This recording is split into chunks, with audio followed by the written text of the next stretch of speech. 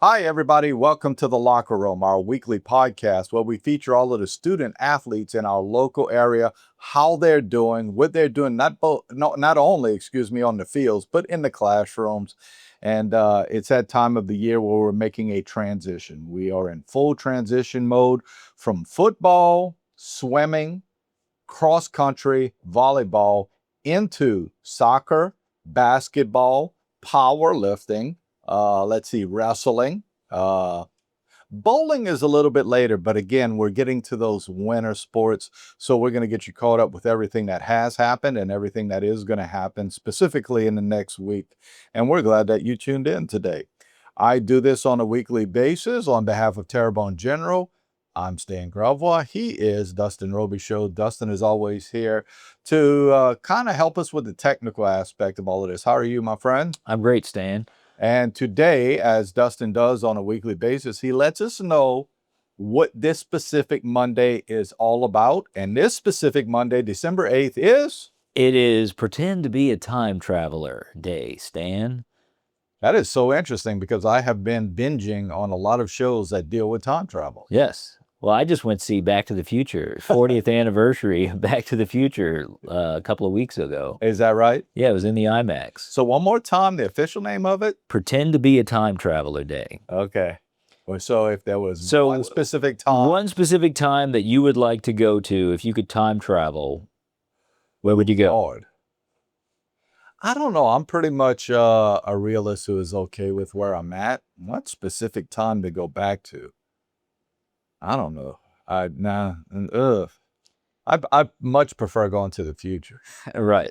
Uh, Goodness, you caught me off guard with this. Do you have a specific time? Well, I have a couple because when I was a kid, I was a huge fan. I say fan. I was a huge admirer of Abraham Lincoln. He was one of a historical figure that I read all these books about him when I was a kid, and also Davy Crockett. I was a huge fan. So if I could go back in time and maybe just meet those guys, I think that would be cool. If I could deal with just what I wanted to deal with, right? Just like I love music, so maybe, that saw the early 60s British Revolution related to music time, but I don't want to deal with the beginnings of Vietnam and all of that. You know what I'm saying? Yeah, It's there's a lot of bad with the good. sure, sure. If you could tell me that I was in, the royal family back in the day, that would be great. But if I was a peasant who was like working for the royal family, I don't know if I'd like it. Yeah. Yeah, I don't know. I don't know that specific time that I would want to go back to. Again, I guess maybe the early 60s. That would be it. I enjoyed the late 70s, to be honest with you. Yeah, Well, I'd like to go back to the 90s. I really enjoyed the 90s. I was younger. That was a You're good time. younger, so That was I a good get it. time. Listen, a big shout out and congratulations to the season that Vanderbilt Catholic had in football. Unfortunately, they came up short against Shaw in the quarterfinals in Division II Select Football on Friday night. A good effort. Shaw is just really good on defense. I had the opportunity to actually call that game on television for HGV and was very impressed with Shaw's defense. They pretty much bottled up a Vanderbilt Catholic in that one. What the field was, although it was kept up extremely well, and I'm very impressed with whoever does the groundskeeping at Vanderbilt Catholic. We just got so much rain last week on Thursday and Friday that it got a little sloppy, and maybe both teams were sort of taken out of their game plan a little bit. Nonetheless, Shaw wins it. They go back to the Dome. They won it last year. They'll be in it this year. I think it'll be a lot tougher for them. They'll be taking on St. Charles Catholic. That's the team that beat E.D. White in the quarterfinals. So unfortunately, in the semifinals, if I misspoke just a second ago, it's Vanderbilt who lost to Shaw. Shaw will be on the finals. That does it for football. Actually, that does it for all of our fall sports. They have all come to an end. Lots of champions. Again, we want to just make sure all of you know Vanderbilt Catholic won swimming, boys and girls in their division. They won cross country, boys and girls in their division. Homer Christian won boys cross country in their division. We had a lot of volleyball teams who made big runs at state championships. Unfortunately, none there. And of course, Vanderbilt Catholic, who just lost in the semifinals related to football. So again, that does it, and we move on to basketball. I am going to get you caught up on basketball in just a little while. But what also happens at the end of the fall is the National Signing Day for kids in our area to go on and pick that school that they wish to further their career in a given sport. And we have a few kids that did that last week. We want to make sure that you know about that. First, Orion.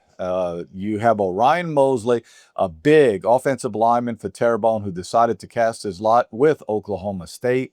Orion initially signed with North Texas, but the North Texas coach moved to Oklahoma State and he wanted Orion, so he takes Orion with him, and Orion will be moving out to the Stillwater area in Oklahoma, playing for Oklahoma State. Congratulations to him.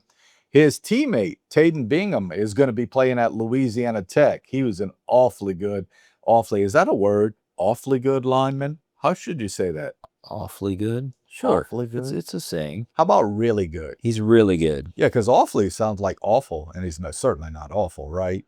I mean, he's going to be playing at Louisiana Tech. Louisiana Tech's got a good program. They're going to a bowl game, and Taden Bingham is going to be in that number. He is going up to Ruston to play for them.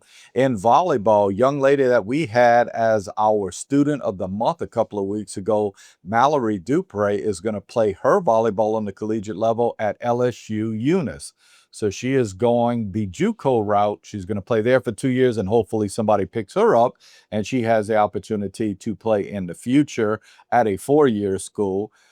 In basketball, Tiana Stewart, who was the most valuable player in last year's state championship Division II select bracket, she is going to play at Nichols. And listen, they're getting a good one in Tiana Stewart. Tiana Stewart actually could go to Nichols and probably play basketball and throw the shot put. She was a state champion in the shot put this last year. So a terrific athlete. Again, she played her ball at Vanderbilt. Actually, one thing we have to clarify, all of these kids are playing their senior year at their school. It's not like they're leaving right now to go to the college. They have to finish their senior year. Also from Vanderbilt Catholic, going on to play at Nicholls State University in football is Silas Hill. Silas ended his high school eligibility on Friday night with that loss to Shaw, but the big offensive lineman will be playing for the Colonels in the future. Also from Vanderbilt Catholic, Spencer Gilbo going to play his baseball in the future at Nunez Community College in Chalmette. Spencer, a terrific baseball player who's an all-district player and an all-state player for the last couple of years. Again, carrying on his talents to Nunez in Chalmette. Another Nichols athlete, Braxton Hebert, is going to be carrying his talents on to Nichols to throw the javelin. I understand he's a terrific field athlete in track and field, so congratulations to him. And finally, Charlie Dietrich, the guy who I think can get on the field next year from E.D. White, is going to play at Nichols. So he's just going right down the road. He's going to play at Nichols, and I have a feeling he can get on the field next year in some capacity, whether it be on defense or on a special team. Charlie Dietrich is a headhunter, and he can make it happen. So congratulations to all of these kids as they advance to the next level. If we have any more in future days or months that sign to play on the next level, we'll make sure to bring that to you. As I mentioned a little bit earlier, we're making that transition. Basketball has really got started in our area. Just about everybody has been on the court playing. It's happened actually for 2.5 weeks now. So for 2.5 weeks, basketball season has been in action. Some of our coaches have decided to sort of slow play it and move some of their games back because they knew their football teams or their volleyball teams would be in the playoffs. Some of the schools have really gotten out there and they already have 6, 7, 8 games under their belt. Let's take a look. First in boys action, District 8-5A. We have local teams. Terrebonne High, only one game. They got to win. They're actually number 3 in PowerPoint rankings very early in the year. Yeah, I mean, obviously. Don't get too caught up in that. But they're number 3 in the state of Louisiana in Division 1, but they're only 1-0. Then you have Destrehan, who's 6-3. So consider that. Terrebonne's played 1 game. Destrehan has played 9 games so far. So that's sort of what you have. Let's pinpoint our local Bayou Region teams. H.L. Bourgeois is 3-4. Thibodeau High is 2-1. Central Lafourche is 3-3. That's all in 5A basketball. In 4A basketball, South Lafourche is 4-1. Assumption is 3-0. South Terrebonne 1-3. Ellender 2-1. Vanderbilt has only played one game in boys basketball. They're 1-0. Morgan City 1-2. They're struggling just a little bit, and E.D. White has yet to take the court yet. So I think that's the situation where Jonathan Keefe, the basketball coach there, knew they would be in the playoffs, so he moved his games further back into December. Let's go to District 7 2A. Houma Christian has gotten on the court. Unfortunately, they haven't been successful. They are 0-2 to this point. And finally, in 1A basketball, Covenant Christian has played one game. They are 1-0. Central Catholic, 2 games. They are 1-1. As a matter of fact, that win for Covenant Christian came over South Terrebonne. So that's a good win because that's a single A school going up and beating a 4A school. Let's talk about the girls. The girls actually have more games under their belt. Because volleyball ended a little bit earlier than football, a lot of our girls basketball coaches said, we're going to play. As soon as the season opens, we're going to play. So let's take a look first at our 5A schools. H.L. Bourgeois is number 8 in the state right now. They are 5-1 on the year. So they have 6 games under their belt. Terrebonne is 6-2. They have 8 games under their belt. They're playing well. Let's see who else we have here. Central Lafourche is 4-2, playing pretty well. Thibodaux, 1-7. I know they're extremely young, so they're probably going through some growing pains along the way. Then we move to 4A basketball. E.D. White having a really good season to this point. They're 6-1. They went out and played in a tournament in the Lafayette area and were very successful this past weekend. Vanderbilt Catholic 4-1, playing an extremely tough schedule, by the way. South Terrebonne's having a good early part of this season. They're 4-2. Nobody probably having a better early start than South Lafourche. They are 6-0. The only problem is the level of competition is still going to get tougher and tougher for South Lafourche. But hey, you played 6 games and you won all of them. That's all you can ask for. Ellender 3-5, and a lot of people might go, "Wow, 3-5. That's not good." Ellender didn't win a game last year. They were 0-24, so they're getting some things together there. Assumption 1-6, and Morgan City 0-3. Now, let's look at 7-2A. So we're talking about 2A basketball, and we have Houma Christian, who is 1-1 on the early season. They're ranked number 8 in their respective division. And finally, in 1A basketball, Central Catholic is 1-1. They've only played 2 games. Covenant Christian 0-2. Covenant Christian struggling as they lost a lot of kids last year. They were a senior-laden team that sort of got wiped out last year. So it's going to take a little bit of time. And again, it's so early, folks. Don't get caught up in all of this quite yet related to playoffs and such. These teams are sort of going to find their way. It's not until January where we could sort of put a stamp on what they do and what kind of team they are. A lot of basketball left to play, and we'll see how it all pans out. Some good Christmas tournaments coming up around the Christmas time. And then after that, they really get into district play. Although districts are not what they used to be, all of these teams do have to play each other in the districts.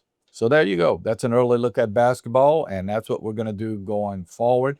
Got to tell you, today is a day where we're going out and support Houma Christian. We're actually going to be at a fundraising function that they're doing out at Ellendale Country Club. So as we always do here at Terrebonne General, we're trying to support those local schools in the endeavors that they go through. It's about it for us. Thank you, my friend, for this. Anything specific going on with you for the week? No, I was just curious. Are you going to go dressed as Doc Brown to the fundraiser this afternoon? I don't think so. That's one of the things, apparently, that's how you celebrate Pretend to be a Time Traveler Day, is you actually dress up as your favorite time traveler, whether it be Doctor Who or Doc Brown. Now, you see, I don't know much about the Doctor Who saga. I don't have a DeLorean, so I can't pull that part off. No, I don't know who I would. I'm trying to think of the show I just saw. A show called Dark Matter where they kind of time travel and stuff. So, yeah, no, I'm going to go as me. Just trying to stay in touch with reality, I guess. So listen, before we go, I am going to ask this. I'm going to put you on the spot. Do you believe there's a possibility of time travel? Well, the research I was doing before this podcast says that there is a possibility. Okay. Yeah. Like there's different Like universes out there. major scientists have said that there is a possibility that, if you travel through a wormhole. You do realize that I asked you if you thought there was, not what you've been reading. But I'm not gonna. Me personally, no, I don't think it's possible to travel back in time, other than flipping through a photograph book or watching an old movie. If I could go back just for like minutes at a time or hours at a time, I would love to go back and two things, I guess. See what a dork I was the first time. I'll probably ask my wife to go out on a date. But the second thing and it's related to high school. In 1991, won a state championship as a coach over at South Terrebonne. And that's a great feeling because you put so much work into it. And then when you win it, it's sort of validation because it's in those days, it was really hard to do. It's For not sure. quite as hard to win one these days. That's not to knock anybody who's in that realm. But in those days, everybody was together in one big pile. There was no select and non-select and all of that. But maybe for a few minutes there. Yeah. I don't want to go to my wedding again. Grow up. That's for sure. Yeah. I don't know. Hey, you're gonna have me thinking all day today, though. Anyway, listen, we're gonna move on. Thank you guys for tuning in. Next week we'll have another full version. We'll have a couple of guests with us next week also. Hope you're here with us. Have a terrific week. Take care.